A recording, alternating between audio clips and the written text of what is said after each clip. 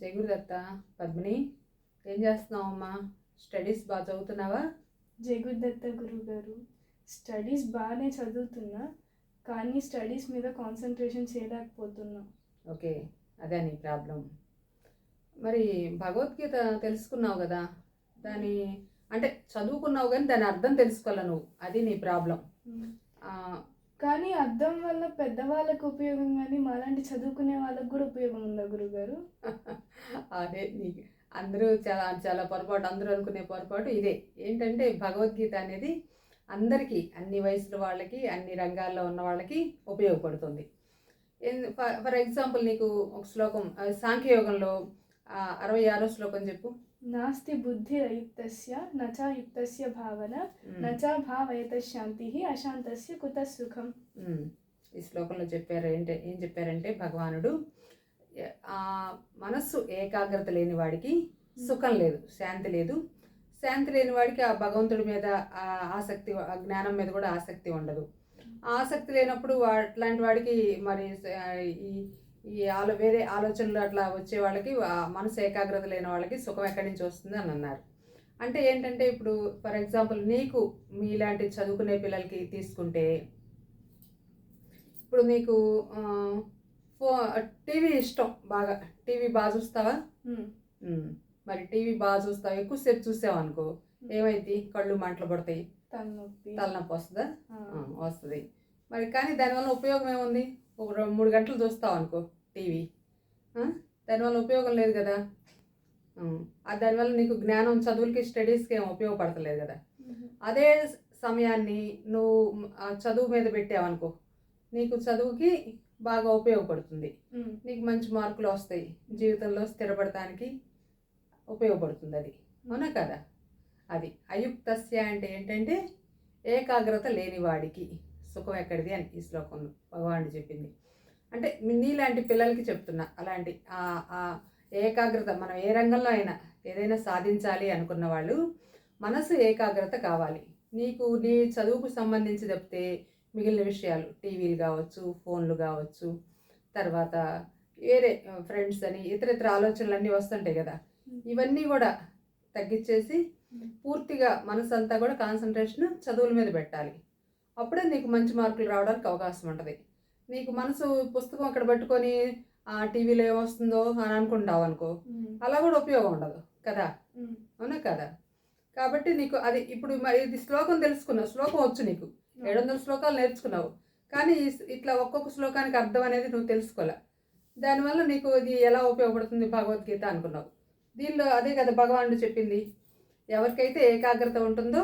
ఇప్పుడు దీనిలో చెప్పింది ఏంటంటే, ఇప్పుడు ఆధ్యాత్మికంగా సాధన చేసే వాళ్ళకి కూడా, అంటే ఇక్కడ మానసిక ప్రశాంతి అనేది ఎట్లా వచ్చింది? ఆ భగవంతుడి జ్ఞానం మీద వివేక జ్ఞానాన్ని పెంచుకోవటానికి, ఆ మానసిక చిత్తాన్ని, మనసుని ఏకాగ్రత చేసుకోవడం అనేది ఉపయోగపడుతుందని చెప్తున్నారు అన్నమాట. కాబట్టి మనకి ఇప్పుడు మీకు ఇలాంటి పిల్లలకి అంటే మార్కులు రాలేదు, చదువులు రాలేదనే బాధ లేకుండా ఉండాలంటే నీ మనసుని ఎట్లా తిప్పాలి? ఆ టీవీ నుంచి చదువుల వైపుకు తిప్పాలి.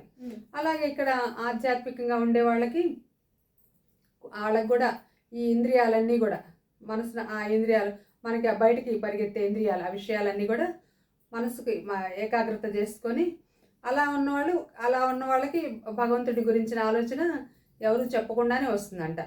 అట్లా ఆలోచన పెరిగే కొద్దీ మనసుకు సంబంధించిన తరంగాలన్నీ కూడా చల్లారిపోతాయి, కూలవుతాయి. అప్పుడు ఆ వ్యక్తి భగవంతుడితో ఏకీభావాన్ని పొందుతాడనమాట. అదే శాశ్వతమైన ఆనంద స్థితి అని ఇక్కడ భగవానుడు చెప్పారనమాట ఈ శ్లోకంలో. ఇప్పుడు ఎందుకంటే మనం దాని మీద వేరే మీదకి పోకూడదు అన్నారంటే, అలా చేసినందువల్ల మన శక్తి అంతా కూడా ఖర్చు అయిపోయింది. ఇప్పుడు టీవీ చూసామనుకో ఎక్కువసేపు, అది ఎనర్జీ అంతా దానికే సరిపోయింది, వాళ్ళ చదువుల మీద పెట్టలేము. అట్లాగే వీళ్ళు ఆధ్యాత్మిక రంగంలో ఉన్నవాళ్ళు కూడా మనసు అంతా అటు కొంచెంసేపు ఇటు కొంచెంసేపు వీటన్నిటి గురించి, విషయాలన్నిటి గురించి ఆలోచించి వీళ్ళ శక్తి అంతా ఖర్చు అయిపోయింది. ఇంకప్పుడు భగవంతుడి మీద పెట్టడానికి టైం ఉండదు కదా. అందుకనే భగవానుడు ఈ శ్లోకంలో మనకేం చెప్పారంటే, అయుక్తస్య అంటే ఈ మనస్సు యొక్క ఏకాగ్రత లేని వాడికి బుద్ధి నా అస్తి, వాళ్ళకి జ్ఞానం కలగదు అని చెప్పారనమాట. మరి అట్లా జ్ఞానం లేని వాడికి, ఆ ఏకాగ్రత లేని వాడికి భగవంతుడి జ్ఞానం మీద ఆసక్తి కూడా ఉండదు. ముందు అసలు మనకి ఆసక్తి అనేది ఉండాలి. నీకు ఇప్పుడు చదువుకోవాలి, ఏకాగ్రత కావాలంటే ముందు అసలు చదువు మీద ఆసక్తి ఉండాలి. అవునా కదా? చదువు మీద ఆసక్తి ఉన్నప్పుడు అప్పుడు నీకు ఏకాగ్రత అనేది ఎలా చదవాలి అనే ఆలోచన వచ్చి అప్పుడు ఏకాగ్రత వస్తుంది. మరి ఆ ఆసక్తి, నీకు చదువు మీద ఆసక్తి లేనివాడికి మరి మానసికంగా టెన్షన్ పడతావు, అయ్యో నాకు చదువు రాలేదే అని పడతావు కదా. అట్లాగే ఇక్కడ భగవంతుడి గురించి ఆలోచన చేయని వాడికి మానసికమైన ఉపశాంతి ఉండదని చెప్తున్నారు. మరి ఇట్లా మానసికంగా ఈ కంట్రోల్ చేసుకోలేని వాడికి శాశ్వతమైన సుఖం అనేది ఎక్కడి నుంచి వస్తుంది అని దీనిలో భగవానుడు చెప్పారు.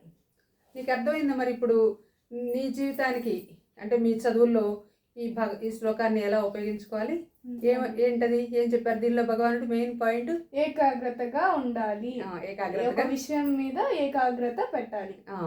నీ చదువుల్లో నీ విషయానికి వస్తే చదువు మీద ఏకాగ్రంగా చదివితే నీకు బాగా చదువు వస్తుంది. అది విషయం. ఓకేనా? అర్థమైందా? ఓకే గురువు గారు, మీరు చెప్పినట్లు మనసు ఏకాగ్రం చేసి చదువుకుంటాను. ఓకే, నేను చెప్పలేదు, ఇది భగవానుడు చెప్పారు భగవద్గీతలో. ఓకేనా? జై గురుదేవ్.